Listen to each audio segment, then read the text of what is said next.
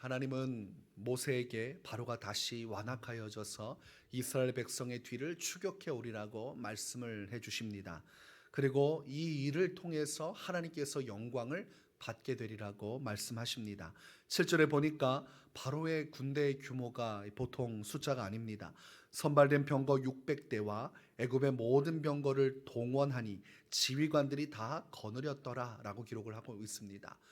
특수 병거 600대 그리고 일반 병거 모두를 다 끌고 지휘관을 중심으로 해서 정예병들이 출동했다는 것을 알 수 있습니다.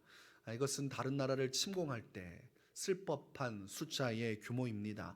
그리고 이스라엘 백성들을 완벽하게 도륙하기 위해서 그들을 추격하는 아주 맹렬하고 무서운 광경과 같습니다. 그들이 이스라엘 백성들을 추격할 때 온 땅이 요동치면서 그 소리가 얼마나 크고 웅장했겠습니까? 그리고 그들을 이끌고 있는 이집트 지휘관들의 용맹함 속에서 일사불란하게 그들을 추격하는 장면을 우리가 상상해 볼 수가 있습니다. 그에 반해서 이스라엘 백성은 오합지졸들입니다. 그들은 준비되어 있지 않은 사람들입니다.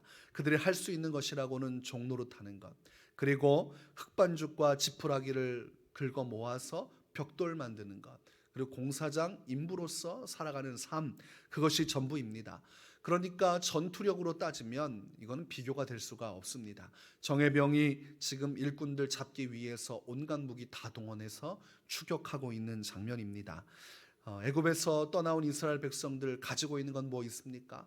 그저 처자식 딸려 있고, 그리고 급히 챙겨 나온 옷가지들, 그리고 먹고 살기 위해서 양과 소와 같은 짐승들, 그 몇 마리 그렇게 다 챙겨서 왔습니다. 그러니까 무기될 만한 것 하나 없이 그들의 몸뚱이와 얼마 남지 않은 재산밖에 없습니다. 그러니 뭐 양을 타고 싸우겠습니까? 소를 타고 싸우겠습니까?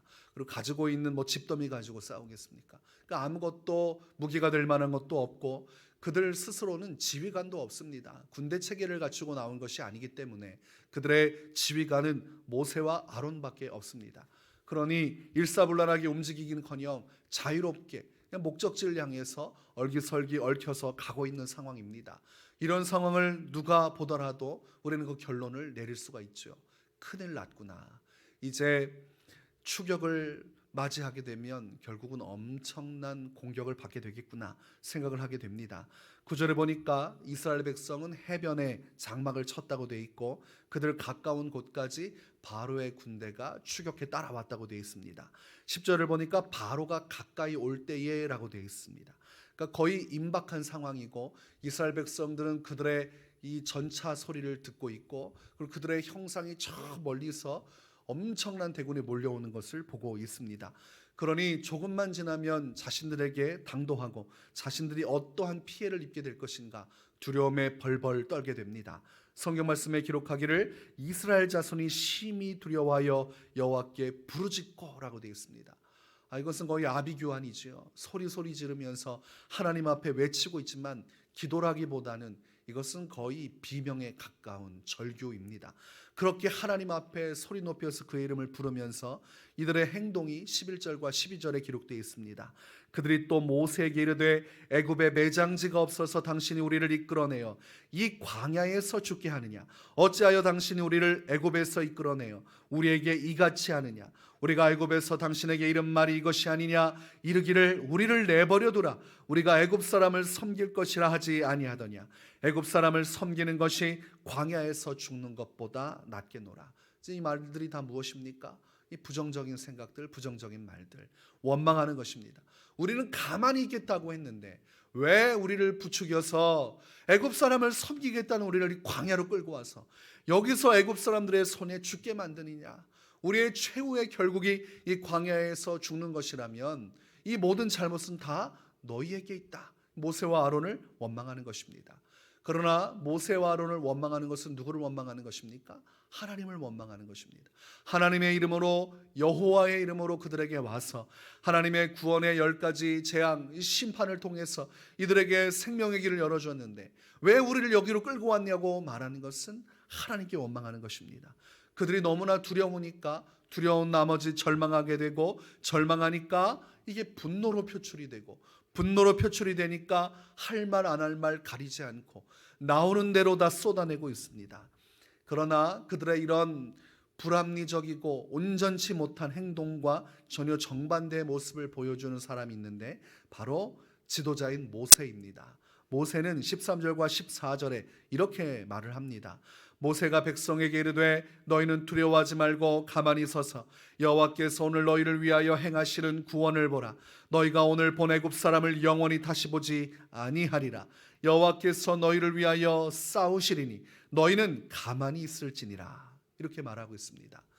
다 온통 지금 안 된다, 죽어나간다, 힘들다, 우리는 살 수가 없다, 이제 우리는 끝장이다, 이렇게 부정적인 생각에 휩싸이고 있을 때 모세는 하나님의 약속의 말씀을 붙들고 있습니다. 바로가 추격해 오겠지만 내가 이 모든 것을 통해서 영광을 받겠다고 말씀하신 주님의 언약을 붙드는 것입니다. 그래서 현실로 볼 때는 야, 이러다가 우리 다 죽겠구나 라고 싶은 생각이 들 수밖에 없는 오금이 저리는 상황이지만 하나님의 말씀을 붙들어서 그 말씀을 선포하고 있습니다. 모세도 연약한 사람이지만 그가 무엇을 의지하고 있는가, 그가 무엇을 바라보고 있는가, 우리는 그것을 확실하게 알 수가 있습니다. 우리가 세상 사람들과 살다 보면 온갖 부정적인 생각을 듣게 돼요. 심지어 믿는다고 하는 사람들과 살다 보면 그럼에도 불구하고 현실적인 얘기, 이 절망적인 얘기를 많이 듣게 됩니다. 절망하게 되면 부정적인 생각 드러나게 되고, 그러면 입술로 자꾸 부정적인 말들을 하게 되어 있습니다. 오늘 이스라엘 백성들이 보여주는 것이 전형적인 모습입니다. 마음에 불안함이 찾아올 때, 두려움이 찾아올 때, 현실이 자신을 괴롭힐 때 사람들이 어떤 모습을 보이는가?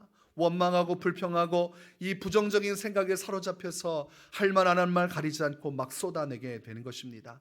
그럼에도 불구하고 하나님의 믿음의 사람은 하나님의 약속의 말씀을 붙드는 장면을 통해서 오늘날도 믿음의 사람은 이 약속의 말씀을 따라 살아가는 것입니다. 여러 명의 사람들이, 이 다수의 이스라엘 백성들이 부정적인 생각을 하고 있지만 모세는 끄떡없습니다. 하나님 말씀 하나만 붙들고 있습니다. 다수의 사람들이 부정적인 생각으로 모세를 찍어 누르고 있지만 그럼에도 불구하고 모세는 이 믿음을 붙듭니다. 그리고 아주 놀라운 것은 하나님은 부정적인 생각을 가진 다수보다도 이 믿음의 마음, 믿음의 생각을 가지고 있는 모세의 편을 들어서 하나님의 승리를 주십니다. 다수가 부정적인 생각으로 모든 것을 다 뒤흔들어도 단 한 명이 믿음을 가지고 있으면 그 믿음을 통해서 역사하시는 주님의 영광을 보게 되는 것입니다. 이 단 하나의 믿음이 얼마나 중요한가. 이 한 명이라도 믿음을 가지고 서 있을 때 하나님의 구원이 이루어지는 것을 통해서 우리는 믿음의 가치, 이 믿음의 능력을 보게 되는 것입니다. 사도행전 27장을 보면 바울이 죄인의 신분으로서 배를 타고 호송됩니다. 그때 이 배 가운데 유라굴로라는 광풍이 불어서 배가 계속해서 밀려나기 시작합니다. 정처 없이 배가 표류하게 되고 끊임없이 풍랑이 일어가니까 이 3일이 지나도 이것이 요동하지 않고 계속해서 이들의 배를 괴롭힙니다. 그러니까 이 배의 무게를 줄일 수밖에 없었어요. 그래서 그들이 할 수 있는 것은 모든 연장을 버리는 것. 그러다가 이제 자신들의 짐도 다 풀어버리게 됩니다. 그럼에도 불구하고 하늘의 별들조차 보이지 않고 그 절망만이 가득한 그 고통의 시간들이 계속됩니다. 이러다가 우리는 다 죽게 되었구나. 이 절망이 그들을 사로잡게 됩니다. 그러니까 배 안에 있는 사람들이 이 3일이 지나도 음식을 입에 대지 않아요. 아무것도 하지 않고 두려움에 벌벌벌 떨고 있습니다. 그때에 그 많은 사람들이 부정적인 생각에 붙들려 있을 때 오직 이 바울이라는 사람, 이 사도 바울만큼은 하나님의 약속의 말씀을 붙듭니다. 그가 말하기를 이제는 안심하라. 아무도 생명에는 아무런 손상이 없겠고 오직 배뿐이리라. 이렇게 말을 합니다. 배는 망가지겠지만 여기에 거하는 누구도 상함이 없을 것이다. 그러면서 하나님께서 전날 자신에게 오셔서 너를 가이사에게 세우기 위해서 내가 너와 함께 하는데 너와 함께한 모든 자들을 지켜주겠다. 이런 하나님의 말씀을 받은 사실을 전해줍니다. 하나님의 약속의 말씀을 전하면서 그들을 위로하는 것이죠. 그러므로 여러분이여 안심하라. 나는 내게 말씀하신 그대로 되리라고 하나님을 믿노라. 너희는 부정적인 생각을 하고 다 죽었다고 말하지만 나는 하나님을 믿겠노라. 하나님의 약속을 붙드노라. 모두가 부정적인 생각으로 한마음 되었을 때 이 바울만큼은 그들 모든 생각을 부정하고 하나님의 약속의 말씀을 붙들었습니다.